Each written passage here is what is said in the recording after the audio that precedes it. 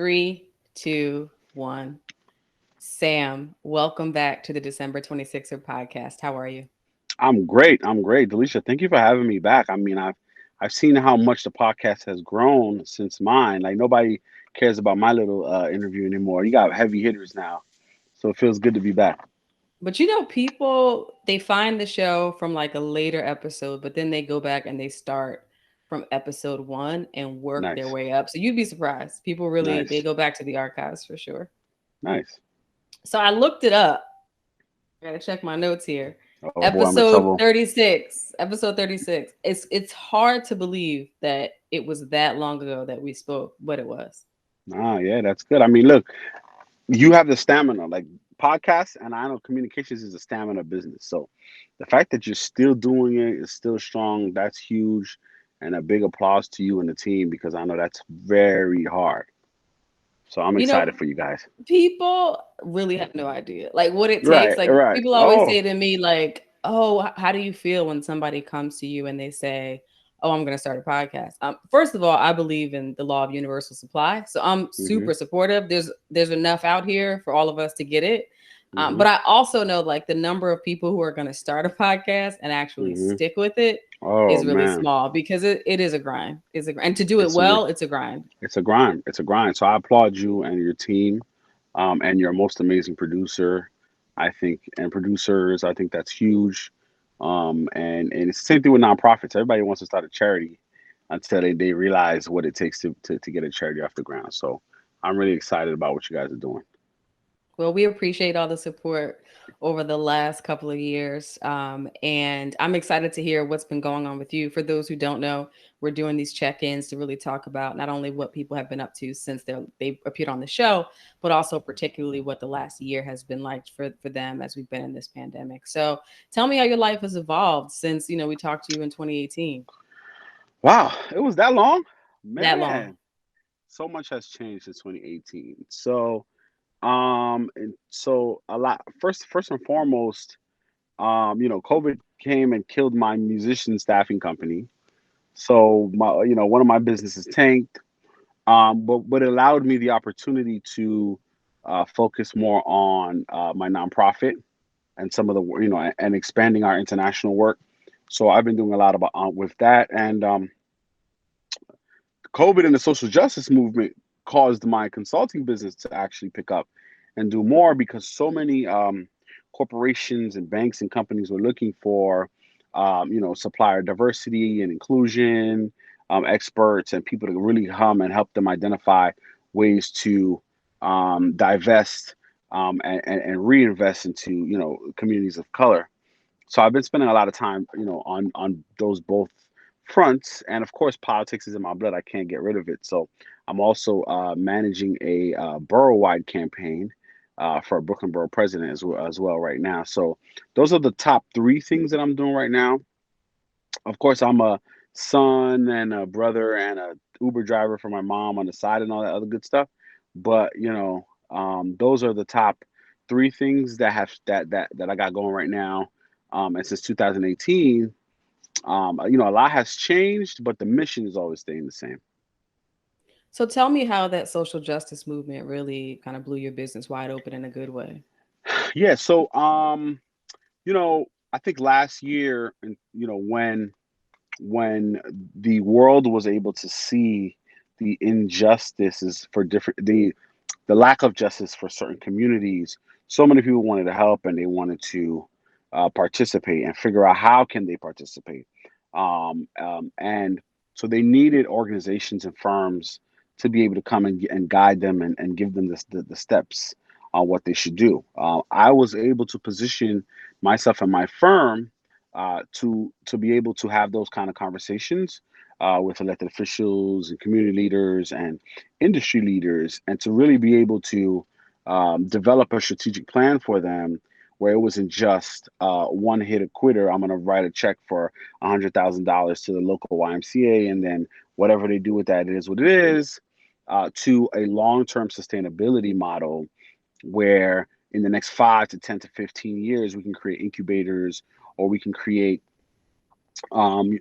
projects that can employ hundreds of people, or we can create financial institutions or community development financial institutions, nonprofit banks that can lend money to small business owners over a long period of time, right? So you have a company like Charter Communications or a Target that will gift $10 million, right, over 2 years, so $5 million a year to a nonprofit bank where that nonprofit bank can lend, they can lend up to $150,000 capped at a 2% interest rate, right? Which is almost like nothing to small businesses over the course of the 5 and 10 years.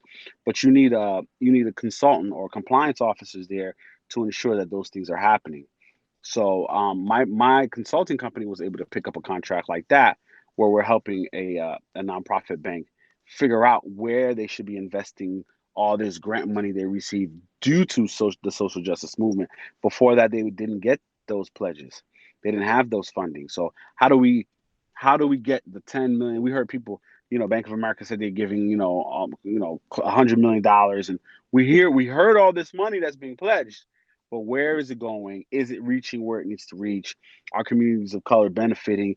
Do they know what to do, right? Like you had a lot of businesses who got EIDL loans, which is the emergency disaster loan, right? Um, are they doing the right thing with the money? Are they investing into their business? Are they setting up their payroll system so that they can report it back? Because the IRS is going to ask, right? You know, yes, they're giving you a runway, 24 months, you don't have to pay it back. But what are you doing in between that runway of your first payment, right? So my firm was able to partner with another firm as well to come and to kind of combine our expertise to be able to tackle more people because of COVID. So I'm excited. Like I said, it's the same mission, right? But it's just a new opportunity and being able to pivot and finding that sweet spot and being able to dominate that space. So, as you mentioned, we've heard these major announcements about pledging the money, either over a period of years or a fund where a significant amount is dumped in up front. But one of the criticisms of sort of this change or this awakening that a lot of companies have had is that they're willing to write checks, but DEI internally, so their hiring practices are not changing as substantively or as quickly as they should. In your experience, you think that's accurate? That there's a lot of money now flowing, but actually diversity hiring is still stunted. Oh, 100%, 100%, right? Like when you go into like I was on Jeff's what is it, video podcast or whatever? Am I old? Am I saying it wrong or whatever? Vlog or Just a vlog, podcast whatever. with video, we can call it A that. podcast with video, right? And I was talking about people who are serious about, you know, helping the black community, and it's we have to look at it from both lenses. And I think many a time it's hard to understand a problem. It's hard to fix a problem unless you really understand the problem, right? So on the surface, it's like, oh, not enough companies are, hiring black people and putting black people in the C suites and X, Y, and Z. But when you really start to talk to these executives, right? When you really start talking to them, you start to realize that they don't know black people. Like literally, like, and I was just saying that, like, and I'm not giving them a pass, but I want to deal with the reality of the situation. You hire in business, you do business, and you work with people you like. Period. Point blank. And I think going back to the education, we have to start educating future entrepreneurs and young business owners about what the reality of the industry is, right? I teach entrepreneurship at St. Francis College, and I tell my students, people do business with people they like. So everybody that's in this classroom with you, you need to really get to know them, because that can make or break a situation, right? And it's the same with us. Delisha's not going to do $100 million deal with a complete stranger unless it's really worth her while. She would much rather do it with a colleague, a friend of a colleague, a referral, some kind of relationship that guarantees her at the end of the day she's not going to get screwed.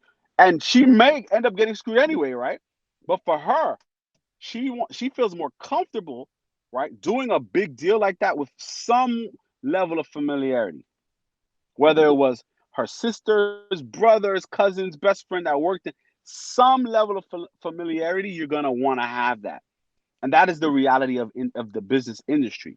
So when I'm thinking of who am I going to hire and give $350,000 a year to, 500,000, I'm gonna give $500,000 of my hard-earned company's money to a human being to manage 65 people that's going to have my best interest at heart, that no matter what happens to me, I know that they're going to work their hardest.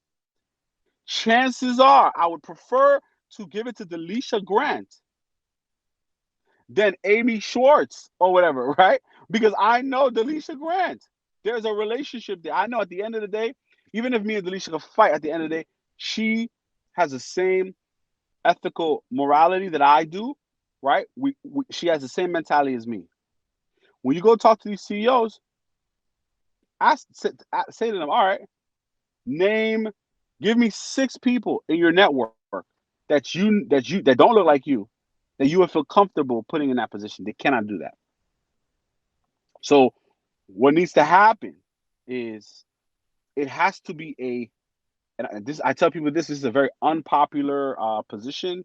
None of the organizations that I'm affiliated with, you know what I mean? This is a Sam Pierre position. What needs to happen is people in power need to transfer wealth to individuals and allow them to do it, allow them to fail, allow them to blow the money, and then reinvest again.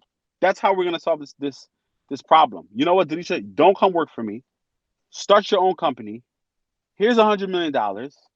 You hire black people, and guess what? When you blow through that $100 million, I'm still not gonna let your company fail. Come back to me for another 100 million, because guess what? You now have learned how to not fail. You learn how to fail. So with the next round of money I give you, you'll learn how not to fail, and then you'll be successful. But it's not up to me as a white man to fix that problem for you. It's not. It's up to me as a white man I have the resources because I stole it from you and your your ancestors, right? So now that I recognize, not me personally, but my forefathers stole from your forefathers, so I have access. So now I can invest into you, Delisa, and you go fix your own problem. Don't depend on me. I don't know no black people. Where I know black people from? When I go to the shooting range, I don't see no black people. When I go golfing, I don't see no black people. When I go to the grocery store, I don't see no black people. Ain't no black people in my church. Ain't no black people when I'm driving race cars with Ferraris. Ain't no black people there. So where the hell am I gonna find these black people to fix the black problem? No, I I don't want to fix the black problem. I'll give you $100 million. You go fix your own black problem, and when you fail, come back to me again because I failed. Oops, but I had grandpa. Grandpa kept feeding me money, which is why I'm successful now. Nobody wants to hear this message. It's very unpopular. You know what I mean? But it's the truth and it's the reality. So that's what I think. But as you were talking, you really brought up the point I was going to make about the person now with the money having failed and had an opportunity to re-up because somebody else gave them money. And if you spend any time talking to VC guys, serial investors, they will tell you. I've sat across and broke bread with these people. They will tell you, yeah, I've got an equity stake in dozens of companies. Most of them failed. I can't even tell you what happened. I don't even know where my stock certificates are. Like nothing came of them. But I have these couple that they're making some progress. They're making headway. So I'm dumping money in. I'm continuing to invest. I'm re-upping in the next series because I believe it can make it work. We can make it work. But the reality of it is, it's very rare that folks go into these deals thinking that somebody or an idea is a sure bet or it's a sure thing. You go in rolling the dice. The problem that we have is when we do get VC funding, it's at a way lower rate than our counterparts, like much, much less money. But also this idea of implicit bias, which is happening, in which they don't believe that we can be successful as founders. They just don't, right? So they can look at somebody that they know or who looks like them and say, not positive this is going to work, but I'm willing to take a chance. What I'm finding is that investors get much tighter with their money when the person across the table from them looks like us. Then it's like, is this really going to work? Right. There's no, well, if you fail, just come back and we'll try it again. Like, we'll just keep trying until something sticks. So, I mean, do you think that's something we'll see in our lifetime, though? I mean, the numbers are creeping up a little bit with regard to VC funding coming to us, but we're talking about like from 1% to 1.5% or whatever. It's not happening it's not moving at a clip. Do you think we're going to see radical change with regard to investing into Black founders? No, no, we'll never see radical change. We'll never see a radical change, but we will see a change, right? Because people are going to start to adopt this model, right? So the mere fact that a corporation would be willing to invest $100 million into a nonprofit bank, right? The definition of a nonprofit bank is an oxymoron, right? Mm-hmm. A nonprofit bank is I'm giving y'all free money, right? No nonprofit bank expects to make a return, right? If a nonprofit bank gives Delisha Grant $100,000, they don't expect for her to pay it back. They don't. It's not. There's no expectation. That is a grant. Because the bank didn't. The bank wasn't given that money to make a profit. The bank was given that money so that they can invest it into a fund or a small business with the intent that, hey, there's a 75% chance that I'm not getting this money back, and it's fine because I was given this money for free anyway, which is why they can afford to only charge Delisa 1.1% on $100,000, right? So the idea of larger corporations investing money into nonprofit banks, and these nonprofit banks can now invest 100, 200, $300,000 at a 1.52, 2.53% interest rate. That is already a change, right? That's a change because that wasn't happening, right? But a radical change where VC funds are going to be like, you know what, we made $500 million last year. Let's just give away 250 million of it to Black founders. It's just not going to happen. It's not going to happen. And I want to be very clear as to why. It's not because they don't want to, right? It's because that is not the definition of business. Business is all about competition. You're trying to crush your competitor. You want to produce a product that's better than the next person, right? So me giving my competitor $250 million goes against the very foundation of business. I want to be better than my competitor. The Lakers want to be better than the Clippers, even though they share the same building. They share the same building, but I still want to be better than the Clippers. If I'm the Lakers and the Clippers still want to be, even though they share the revenue, they share the revenue, but at the end of the day, the Lakers want to beat the Clippers. Period. Point blank. So we have to change our expectation, right? So our competitors, if your competitor is giving you money, you have to think, well, why is my competitor, right? Is my competitor really helping me?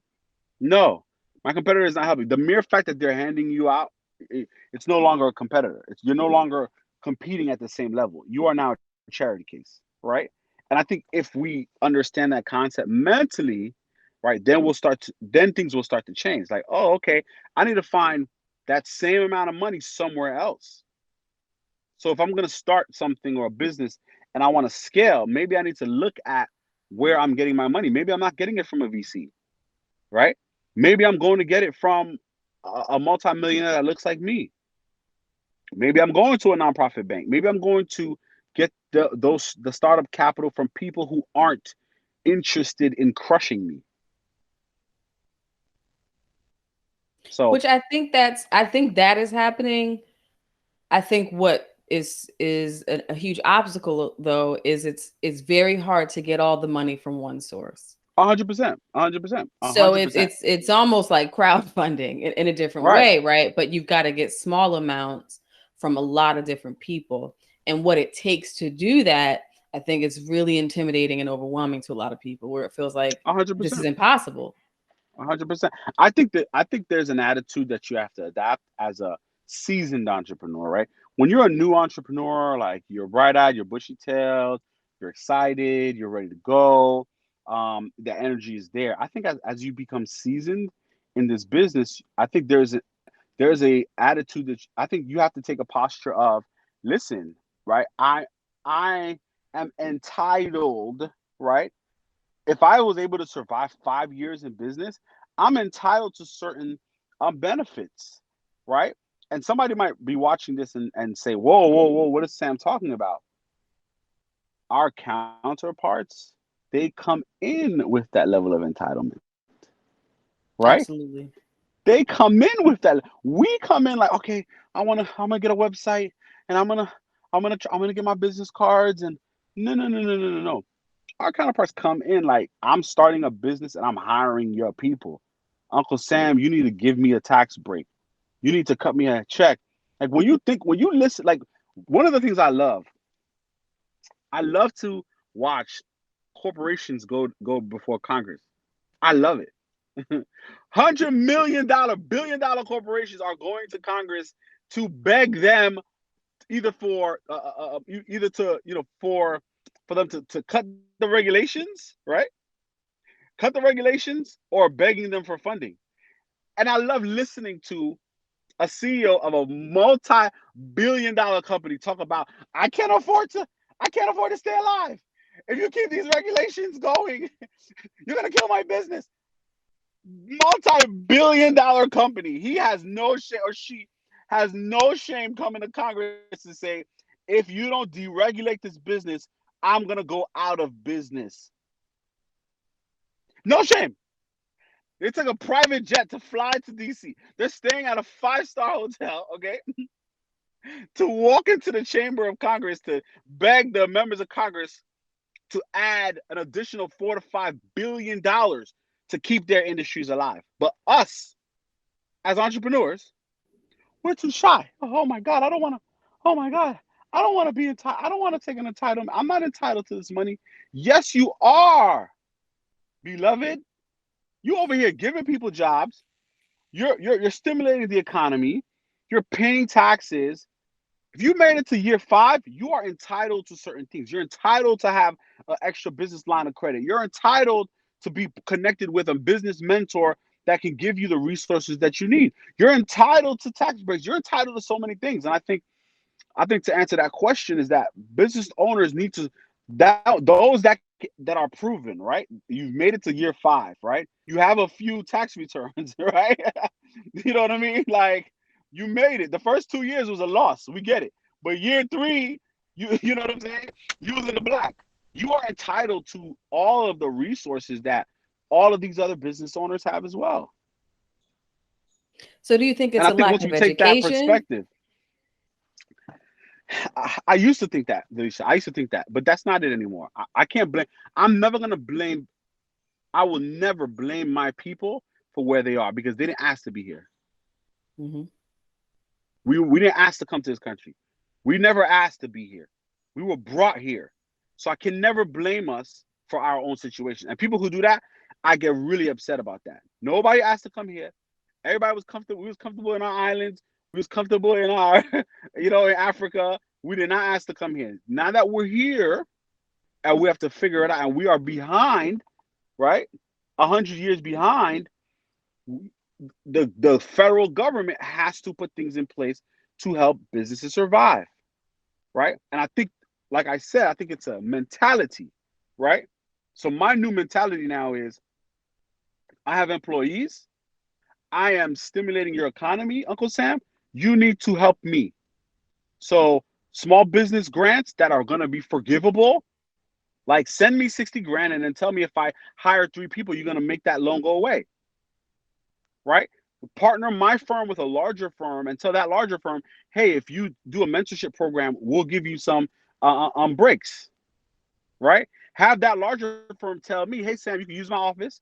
5,000 square feet of space is yours, right? You can use my payroll systems. You can use my HR director if you need. We need to grow you, right? That's no longer a dream of mine, or that's no longer oh, I wish. Oh my God. No, I need this. This is what I need. Okay. Because if that company is growing, then I'm growing too. So I think it's a posture. And to answer your question, how do people find that out? People like Delisha Grant, Samuel Pierre, right? And others who have experienced this, who've been in the rooms, who've negotiated big deals. We have to be the ones to come back and um, and come on podcasts like this and say to the people, listen, if you've been in business for 5, 10, 15 years, you're eligible for certain things. You should be invited to certain rooms. You should be, your business should be well capitalized. You can't do anything for anybody if you're not capitalized. Right. So let's get you capitalized, right? All right, I know somebody who retired and they got a few $100,000 in the bank that they're not getting any money on. I'm gonna introduce you to him so that that person can invest, and I'm gonna push them to do it. Hey, put $25,000 in this business. It's a good idea. I'm gonna help walk you across the finish line, right? That's true. When people tell me, "Oh, I help small businesses and I'm all about helping the small business and social justice movement," how many small businesses have you taken across the $100,000, the six-figure mark in the last year? Personally, yeah, no, right? How many small businesses have you helped them set up a website or help them get space? How many, right? Or how many small businesses have you referred an accountant, a CPA to, an attorney, right? How many small businesses have you done that in the last year? How many small businesses have you said, you know what? I know you had a hard year last year. I'll take care. Here's my CPA. Tell them to forward the bill to me. I'll handle your bill. Because I know you can't afford whatever bill that CPA about to give you. I know you can't afford it, but you need your taxes done in order for you to get the EIDL or the PPP loan. Mm-hmm. So it's a chicken and an egg. You can't get the PPP loan and the EIDL because you didn't do your taxes. You're not doing your taxes because you don't have the money to pay the CPA to do your taxes. So you know what I'm gonna do for you? I'm gonna pay the CPA. You get the EIDL loan. If you can, you'll pay me back. If not, keep it going. Hire somebody else because I want to stimulate the economy. These are the conversations that people aren't having. What's interesting is I've had people call me in the last year and they're like, I can't get I tried, I filled out the paperwork, I'm getting rejected, I can't get the EIDL, whatever. And then I'm like, hold on, right? And then I'm calling my accountant and I'm saying, I talked to this person, they're in business.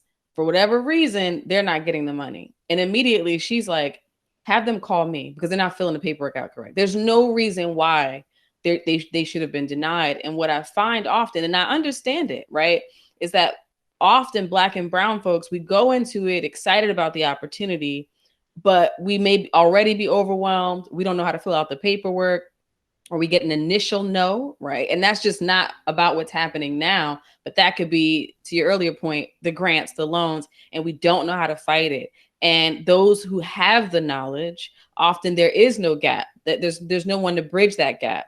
And I think it's really crucial what you said, that those who are really living in both worlds and really have a direct line of communication with those with the knowledge and the resources and the assets can really make the connection to those who don't have it. That is incredibly important. And I feel like more and more of us are doing it, but we still have a long way to go of 100%. information 100%. sharing and sewing into other people where we can. 100%. And I have a new thing now where it's like I got to do it now because I'm the king of, yeah, Delisha, call me on Tuesday and I'll connect you with Tuesday ain't mine. My mother used to always say, like, whenever I would say I'll do it on Tuesday, she would always say, God willing. She will always correct me, God willing, because Tuesday ain't yours. You don't know what's gonna happen Tuesday. And every time there's a delay, you don't understand how many mouths are not being fed by your delays. You And woke we've up all on been Tuesday, there. yeah, you woke up on Tuesday, you had a headache. You didn't feel like going to work, right? Not knowing that the person that you're supposed to help, they haven't been able to process their payroll in weeks. In weeks, families are not being fed. So it's like now it's like let me take the 5 minutes and connect you via text. Like I used to be so big on, oh, I have to do an email and because I wanted to forget that. Forget all that. Yo, let me put you and DeMarcus on the line, right? Let me connect you with my boy DeMarcus right now on text. Hey Matt, can you help this person X, Y, and Z? They don't have a crazy budget, but X, Y, and Z, X, Y, and Z done. It's finished. It's not as complicated as we people make it seem. You don't need a business degree, you know, from Harvard to connect two people or to share information or to make or make connections happen. So I think it's about breaking it down and making it very simple so people can realize that you can really be helpful and you can really change your community's trajectory just by taking the time to really help. Absolutely. And shifting gears a little bit, I know you mentioned working on a campaign. I know that if anybody understands how ugly politics can be, it's you. Yay! So what keeps pulling you back in? You know what it is, honestly, Delisha? It's the fact, it's the understanding. I always say, God, I always yell at God, like, why did you make me? Why did you make me see, right? Why did you take the blindfolds off, right? Like when I see people walking around, everyone's walking around with blindfolds, or rather, the garters, right? The horse garters, right? Like politics runs the world. If politics didn't run the world, nobody would have cared when Donald Trump became president because like, who cares? It's politics, right? Oh, I'm not into politics. I love when people say that. Oh, I'm not into politics, right? Oh, yeah. You're not into politics except for the fact that policies impact everything that you do: healthcare, education, business. All three are impacted by politics. So, guess what? In America, you got to have healthcare now. If you don't have healthcare, you get a penalty. How did that happen? Right? A skinny guy from Chicago, Illinois, created this thing called Obamacare, where now he wants everyone to have health insurance. Right? Education. Oh, if you have everyone has student loans, and they kind of sort of want it to magically disappear, right? Why isn't business making everyone's student loans disappear? Oh, because business can't. What is the only industry that could actually make our student loans disappear? Hmm. Oh, the federal government. Politics, right? Business. Okay. I want to be able to make 7%, 8%, 9%, 20% returns on all of my investments, right? Oh, okay. There's regulators that cap. They cap how much returns a bank could give. They cap how much returns Wall Street can do. They cap all of these things. Why is a non-business entity controlling a business entity? Right? Where do they get that power from? Government and politics. So politics runs everything. I don't care who you are. Anyone can come to me and talk to me and tell me whatever industry that they are. I will find a regulator that's regulating the industry. So imagine me wanting to be a leader or a titan in my industry and not participating in politics. It doesn't make sense, right? So if I'm serious about creating opportunities for African Americans in America, I cannot be serious about that without understanding who are the players that control how African Americans receive their wealth. So yes, I can start the Samuel and Pierre Bank tomorrow, right? And I can say, you know what? At my bank, I'm not charging anybody any fees. I can do that. Hey, come open a bank account at SMP Bank. We don't charge you any fees. We'll hold your money. God is gonna make sure that we're sustained, right? Okay, great. Man of faith, faith and works put together. Love it. Except for the fact that the FDIC is gonna come and knock on my door. And the FDIC is going to say, well, if you want to be operational, if you want to be a bank, you have to pay these fees to us every month. How are you going to pay them, sir? How? Oh, and by the way, do you plan on doing mortgages? You plan on giving mortgages? Do you plan on giving credit cards? Well, if you plan on giving mortgages and credit cards, here is the fee that you have to pay us just so we can let you, Mr. We Oh, you want to save the world bank, operate. Who regulates the FDIC, right? The government. So Mm-hmm. how am I? Even if I wanted to do a freaking food cart, and I want to give free food, Delisha, free. I just want to give free food and help the world. Everybody come eat free food. Oh, Department of Health comes by. Hey, buddy. Do you have water? How are you washing your hands with all this free food you're giving on the street, buddy? Oh, okay. Do you have a permit? Because you're gonna need one of those. I just wanted to give food. I just wanted to give food to everybody. Oh, okay. I got to deal with Department of Health. Oh, I have to get a permit, right? They have to look at how am I heating up the food? Is it an oil tank? Like, what is it? Is it combustible? Is it flammable? Is it giving off gases? right? Oh, the Department of Environmental Protection is involved now, right? Oh, looks like you can't be here. Oh, how long have you been on here? This property belongs to New York City, Department of Transportation. So if the Department of Transportation needs to cut the street up, you can't be here, sir. So now it's like, oh shoot, I have to, even if my heart wanted to just give people things away, I have to be involved in politics. It's not going to work if I'm not involved. So if I want to effectively help people, I have to find out who are the people who are in power. I have to find out how can I partner with them so that the process can be smooth, right? So that my people can actually get the help that they need. So that was a long way, right? I took the long way around, right? Just to say I have to be involved. Like, no matter what, no matter how sick of it I get, no matter how annoying it is, I have to be involved because I won't be true to my purpose in life, my life's mission, right? Which is to help African Americans in this country gain wealth so they can be self-sustainable. I don't want to help black people get rich so they could buy more fancy cars and wear bigger chains.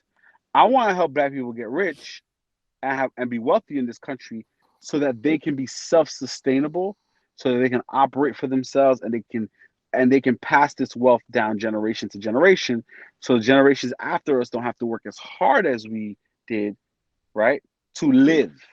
That's what I want to do. So there's no way I'm not talking to people about policy if that's true. If I'm serious about what I want to do, and I'm not talking to any member of Congress about a policy that can help the next generation, I'm not serious. Hmm.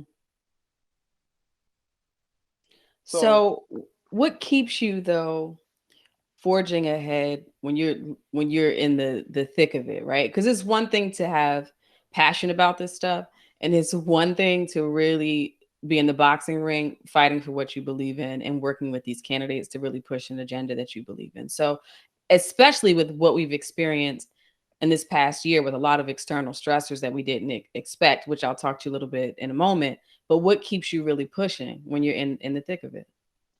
So it's the small wins. It's definitely the small wins. Today, I literally cut a ribbon to for a 100% affordable senior housing residence in the Haitian community. First time ever, right?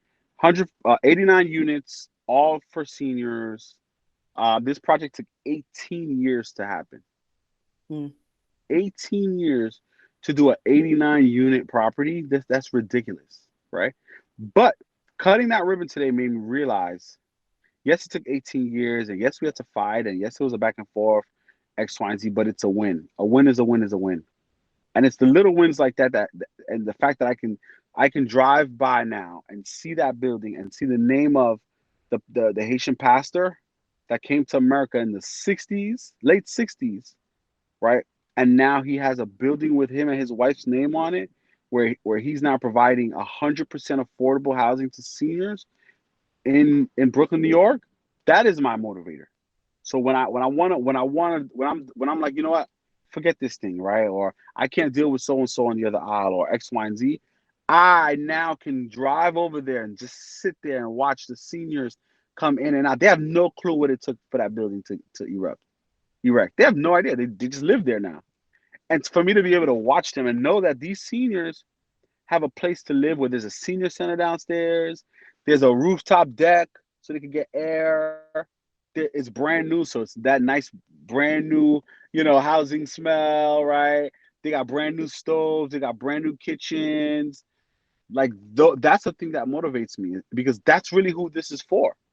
And even though that senior that walked out of the building, Delisha will never know I was a part of the team that put that together. They'll never know it. But the fact that I know that, wow, I can impact, right, 89 people who I don't even know, that's the little wins that help me keep going every day. So now if I'm doing energy and innovation center that I know it's going to take me 20 years to build, right?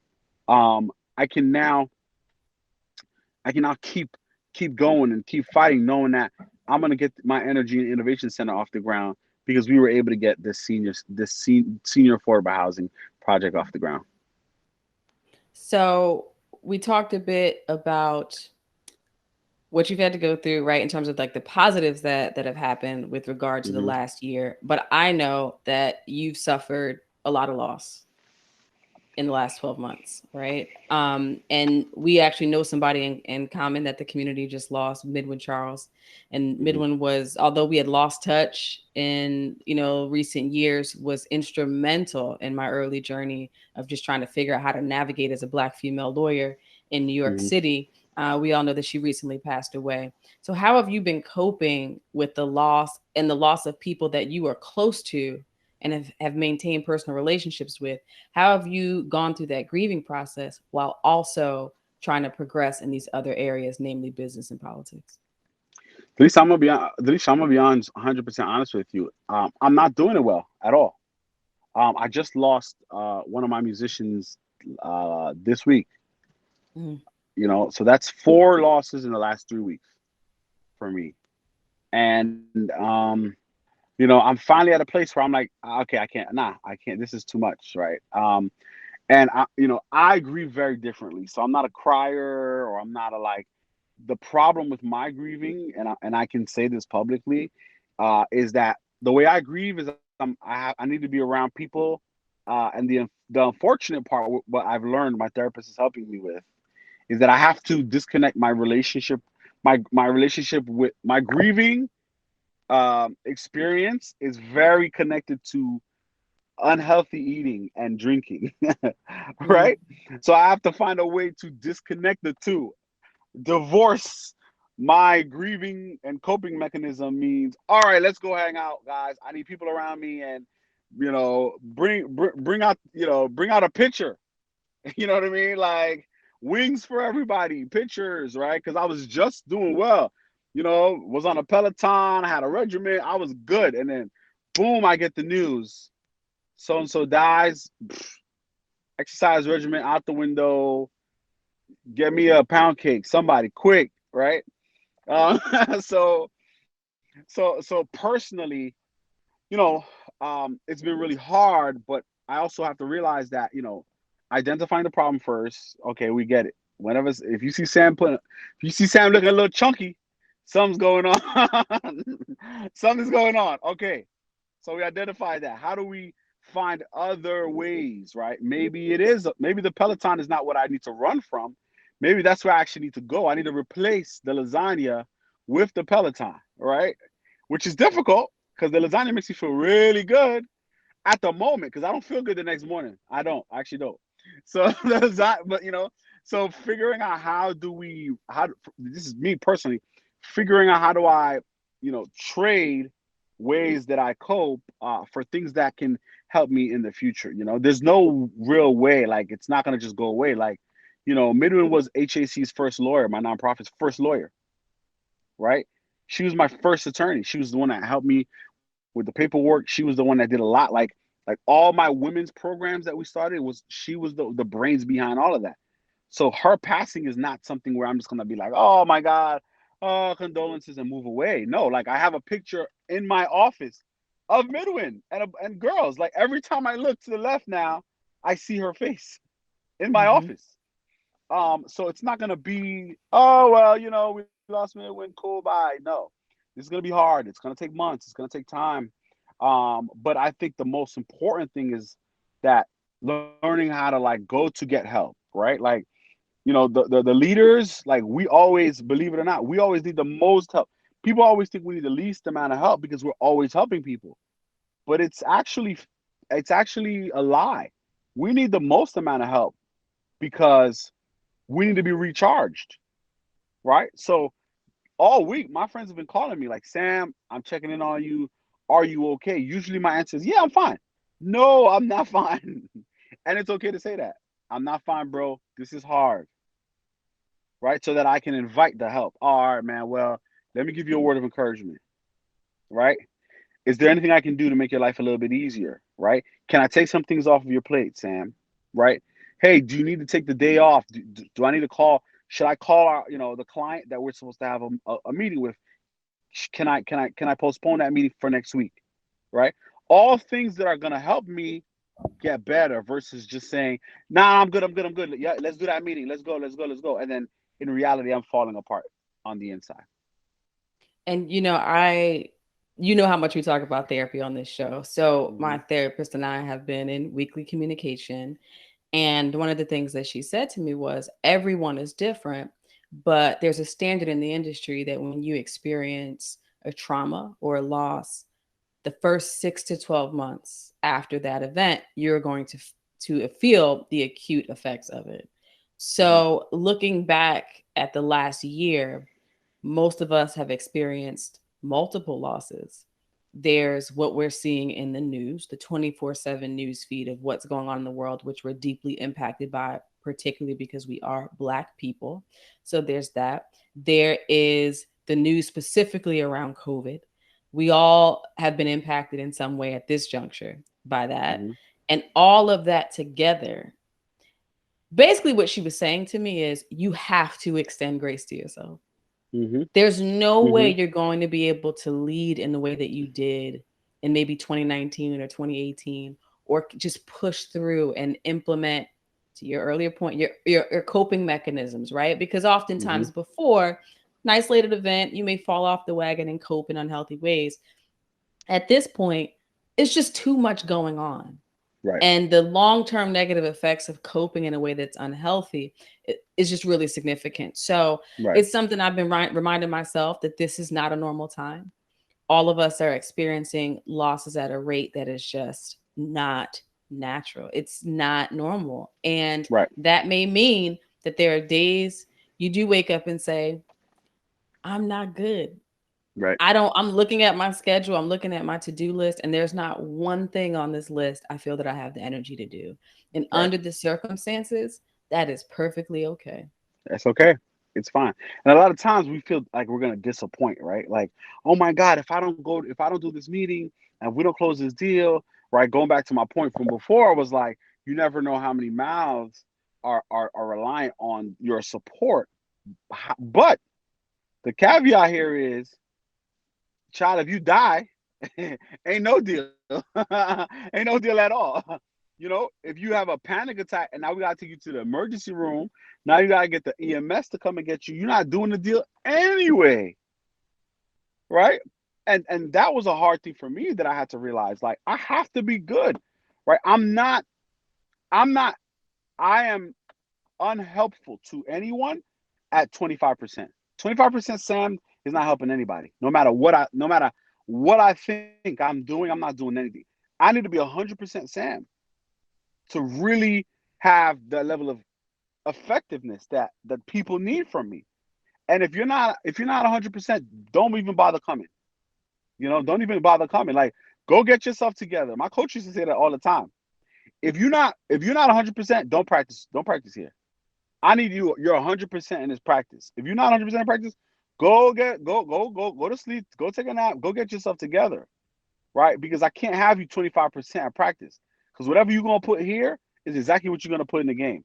So I need you at 100% in the practice. So it's the same thing that I'm starting to learn. To your point, right? Like, I went golfing yesterday, and I didn't hit one ball, right? Because I have a golf injury that I'm recovering from. But I still went. Hmm. I still went. I drove, the caddy. I drove everybody around, right? I was out there. I breathed the air. I had the company. I had the guys. They laughed at me. They tried to tell me, come on, Sam, just hit this hole. No, I'm not doing it. But I was there, and I enjoyed the fresh air, and I was there, and I understood that I needed that. You know, um, I'm gonna get a massage. I'm gonna get a massage today, right? And it's like, okay, I'm gonna take 2 hours out of my life, right? In the middle of a campaign. Yes. No, it's a campaign. You need to give your life to the campaign. No, you can't. No, I'm gonna go get a massage for 2 hours, right? The campaign is gonna continue, right? I'm gonna get a massage, get me to be 100%, and then I'm gonna go back to being a crazy campaign manager. It's okay. It's okay. And I think those are the things that getting us to understand that concept, right? I play video games. I play my Xbox every morning. I play NBA 2K21, right? Every single morning. Sometimes I'm having serious meetings with serious people, and I'm playing. I need that. I need to do that. I play the piano sometimes, right? I need to just get away. My phone is ringing crazy. People are looking for me. I'm playing the piano. Give me half hour. When I'm done playing my piano for half hour, I'll come and solve everybody and their mama's problems. And not feeling guilty about it, and being okay with that. And I think that's the only way that we can get to where we want to go. And also understanding that it's not necessarily a straight line. Yeah. Like today, you may wake up and say, I'm feeling extra productive. I'm about to bang out these meetings. I'm going to do this. I'm going to make dinner. And it feels like a normal day. It doesn't mean it's here to stay. Tomorrow, Hmm. you can wake up and be like, actually, I've taken a bit of a Yep. dip. And that's Yep. okay. That's okay too. And I think for high achievers, it's really hard to accept that, like that we are Right. that fragile and that Hmm. our productivity levels can be that inconsistent. But we're living in strange, really difficult Strange. times. Yeah. And Strange, and difficult and times. the fallout for this time, I don't even want to think about what it's going to be economically, emotionally, psychologically, all of it. So I've been trying to encourage, all my 26ers out there to really be gentle with each other and be gentle with ourselves as well. 100%. One last point I want to make on that is, especially to the black brothers, like it's okay to be vulnerable, guys. Like even in jokes, right? Even in jest, it's okay to be vulnerable. Sometimes I call my friends and I'm like, "Yo, bro, I actually need you to, you know what I mean? I need a hug, bro. You know what I mean?" And they laugh. Man, get out of here. What are you talking about? No, no, no, no, no. I need to hug my brother, bro. Like, or if I'll see somebody and I'll give them an extra long hug. You know what I mean? And they'll push me off. Yo, get off of me, man. What the hell's wrong with you, right? Yo, I need to feel, you know what I'm saying? Like it's okay. Like it's okay to be a little bit vulnerable, right? A lot of my guys now, I tell them I love you, bro. And some of them are like, man, get out of here with that stuff, man. Get out of here. No, I love you. I may not see you, bro. I may not see you ever again. I need to let you know that I love you. You know what I'm saying? I love you. I care about you. Hey, I'm vulnerable right now. Yo, I'm in a vulnerable place, man. Yo, I need your help. They're gonna laugh. Y'all gonna laugh at me, but then we're gonna get to the core of what I need. Right? Get the laughter and get the jokes out. Oh, Sam is vulnerable, guys. Here we go. Here we go in the group chats. Oh boy, here we go. Romeo. It's fine. Crack y'all jokes on me, but then y'all gonna give me what I need. And I think it's important that black men, and in particular, this ain't the time to be tough. To be tough, Tony, bro. This ain't it. Right? It's not the time. It's okay to be vulnerable. It's okay to share how you're feeling. It's okay to have a conversation about feelings. Last night, me and my friends went out, and I was like, "This is a therapy session, right? We're having drinks right now, but this is a safe space for us to talk about our problems and talk about what's happening. And I want us to be emotional." And everybody laughed, ha ha ha ha. But you know what happened at the end of the night, Delisha? Everybody got what they had to get off their chest. You know, so it's okay, like to be vulnerable. It's okay to be emotional. It's okay. Men emote too. It's okay to emote, man. Find the right people to emote to. So shifting gears again, I've been asking everybody these questions on these check-ins. When the world is back open officially, right? We've had some semblance of normalcy in some areas returning, but we're still going through this vaccination process. When we reach herd immunity and the world opens back up in a way that we recognize, what's the first thing you're doing? Hmm. The first thing that I'm going to do is, that's a good question. I haven't even thought about that. I think the first thing I'm gonna do is I'm probably gonna find a concert to go to with hundreds of people there, right? And I'll probably be in a section where I'm not in the middle of the hundreds of people, but I want to see hundreds of people together enjoy or a basketball game or something, enjoying life, and I want to just go there apart from them, right? But just be in that space and to be able to see that again, you know, and to be able to experience that energy. I know I'm gonna have a new appreciation, right, for watching people, hundreds of people, strangers from all over the place coming and gathering in a place, whether it's church or whatever, right? Hundreds of people, strangers gathering behind one mission or one goal.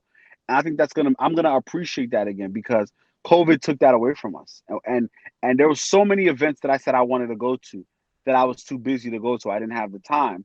And then when they were taken away from me, I started to, I lament about how, man, I wish I could have gone to a show in the Barclays Center or Broadway, right? Broadway has so many good plays, and oh yeah, I'll go next week, or oh yeah, I don't have time. Now there's no Broadway, right? Now I'm lamenting like, dang man, I remember when I went to see, when I went to see what was it, Hartsville or the Motown Broadway musical. I forgot the name of it. How much I enjoyed it, and it was such a good time.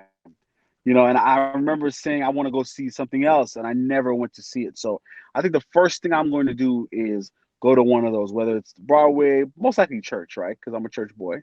So it's probably going to be church or something where I can appreciate, having the opportunity to be amongst people behind one mission.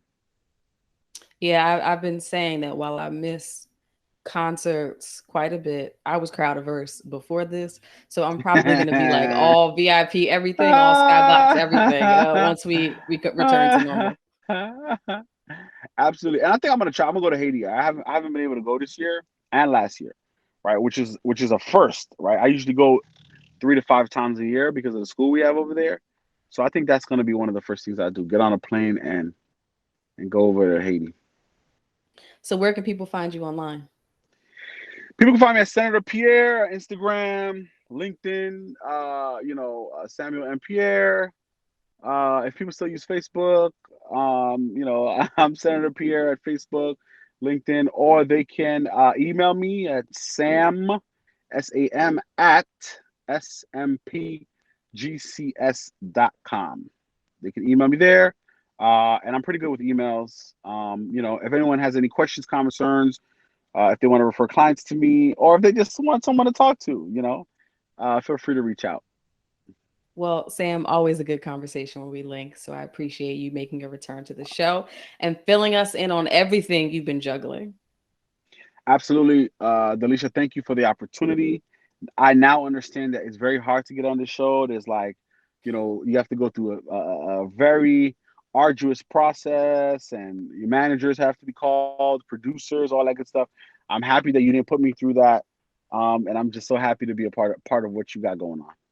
Listen, it's not us now. We've got like people's assistants and PR folks calling us. I'm like, okay, now, we've got to go through this whole preliminary process. We have our vetting, but then they want to vet us. I'm like, all right, I guess, this is what it Right, mean to be a media outlet. But hey, right, right, we right. appreciate the growth, and we're excited about where we're going. We're excited about how we're all moving forward as a community. We consider our 26er family to be just that, family. So to watch us all grow and thrive and expand together and watch visions manifest has been something that's been a bright spot in spite of all the darkness that we're living through. So anytime we get to actually talk about how people are walking out the things they may have expressed to us 2 years ago or a year ago, or say, hey, I got this idea, and now we're seeing that idea actually come to life, it's been amazing and really something that I'm proud of, that we, when we're all at the pinnacle of success, whatever that looks like, we can look back on these years and say, remember when we were still in the trenches in a lot of ways. Right, So right. I'm looking forward to that day. I'm looking forward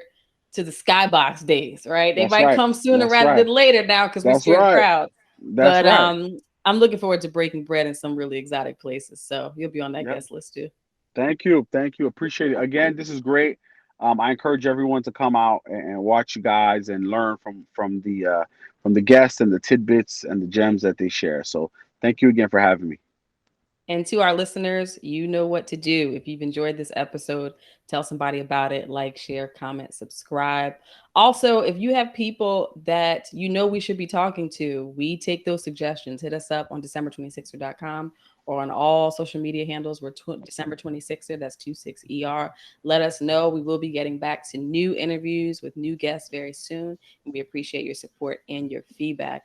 And last but certainly not least, remember to be extraordinary on an ordinary day. Take care.